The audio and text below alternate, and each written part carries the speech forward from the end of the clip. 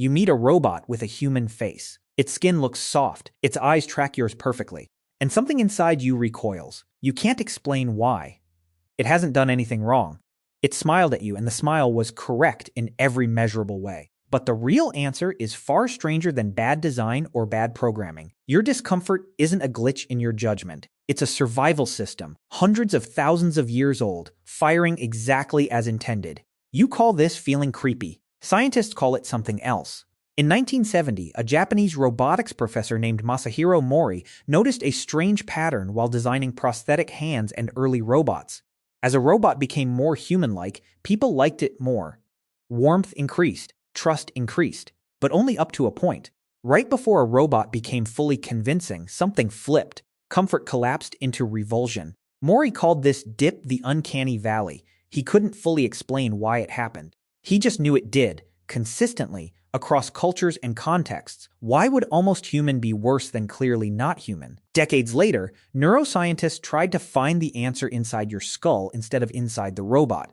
In 2012, a cognitive scientist named Ice Sagan ran an experiment at the University of California, San Diego. She placed people in an fMRI scanner and showed them three things: a human moving naturally, a cartoonish robot moving mechanically, and a realistic android moving with human gestures. The first two barely troubled the brain. The third one did something different. When human appearance and robotic motion collided in the same body, a region tied to predicting movement lit up like an alarm. Your brain wasn't confused about what it was looking at. It was confused about what it was looking at becoming. Here's the part that reframes everything. That confusion isn't new. It isn't about robots at all. Your brain didn't evolve to judge androids.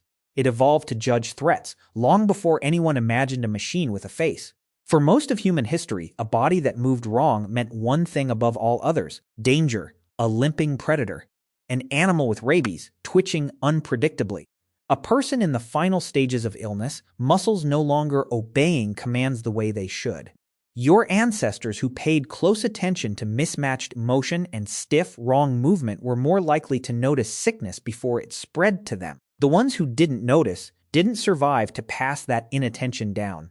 What you inherited wasn't fear of robots. You inherited a finely tuned alarm for anything alive-looking that moves like it shouldn't be.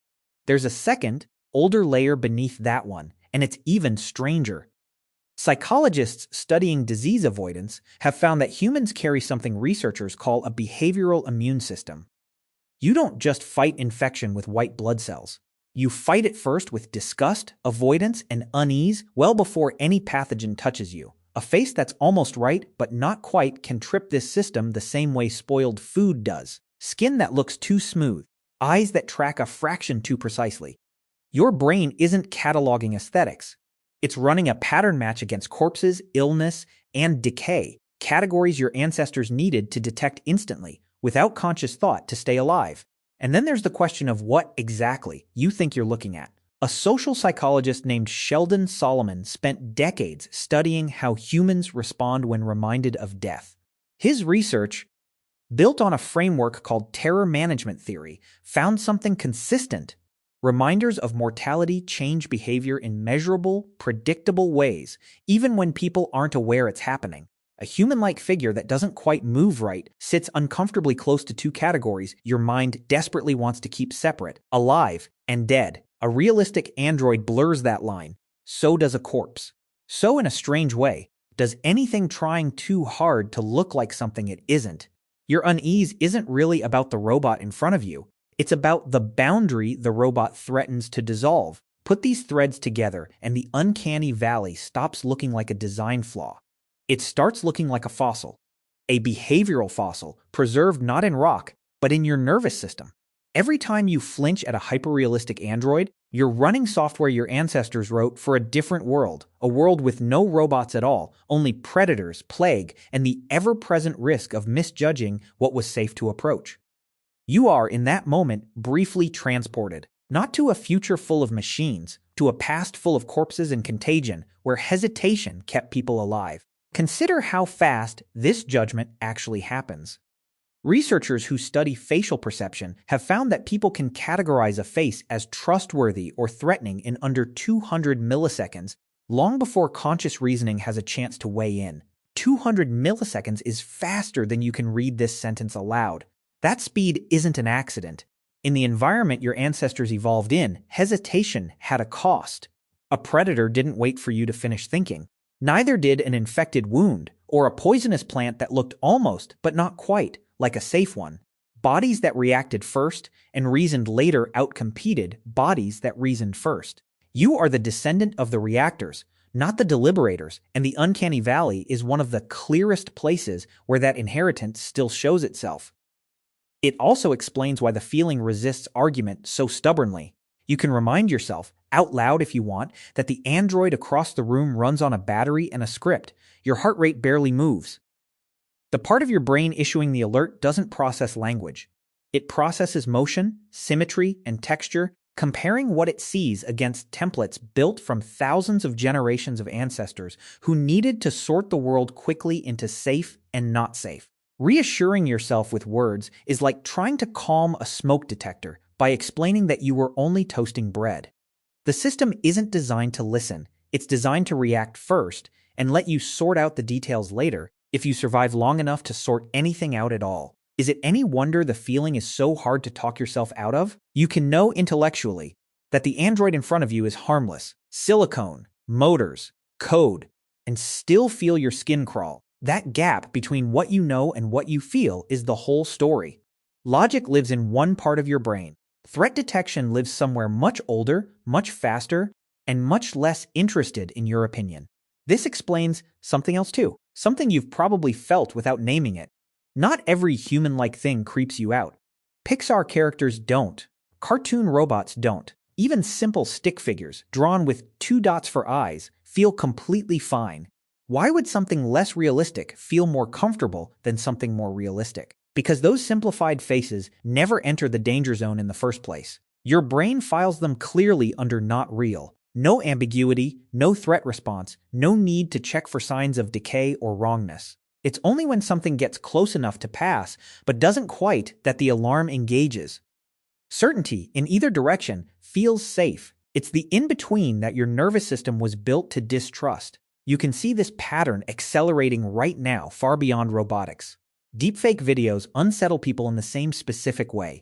Even when viewers can't articulate exactly what's wrong, AI-generated faces in advertising sometimes get quietly reworked after audience testing.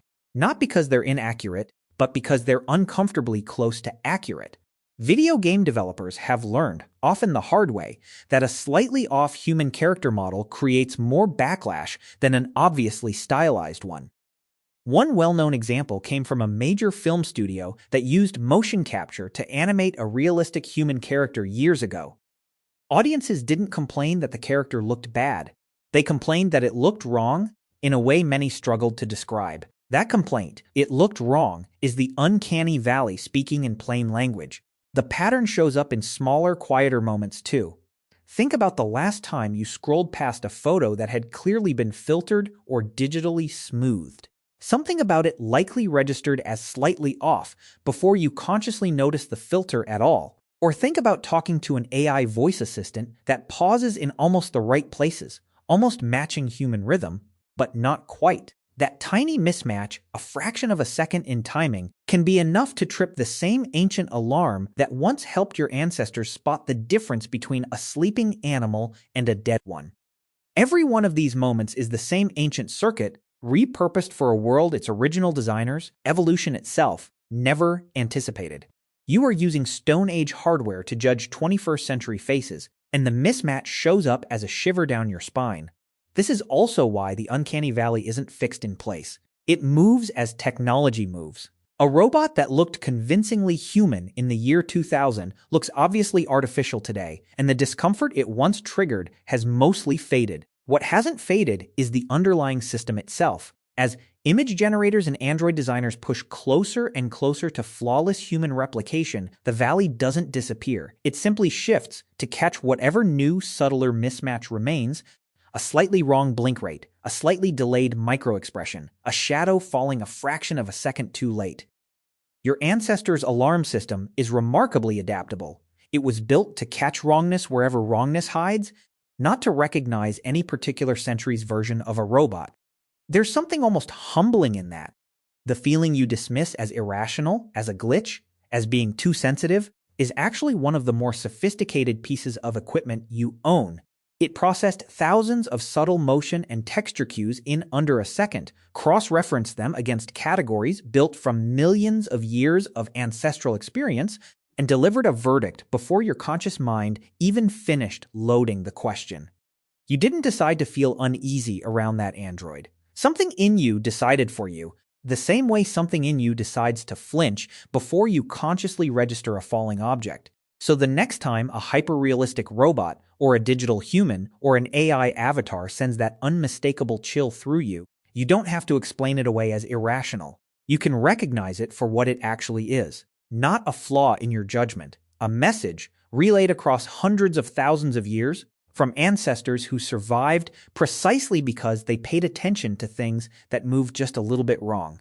Their vigilance became your instinct, their unease became your goosebumps, and their world, full of hidden danger disguised as something familiar, is still, in a small and strange way, the world your body believes it's living in. You meet a robot with a human face, and for one unguarded second, you're not looking at silicone or circuitry at all. You're looking through the eyes of everyone who came before you, still checking, still watching, still keeping you alive. Thanks for spending this time with the story behind that shiver. If it changed how you see the machines around you, consider liking the video and subscribing for more of these. See you in the next one.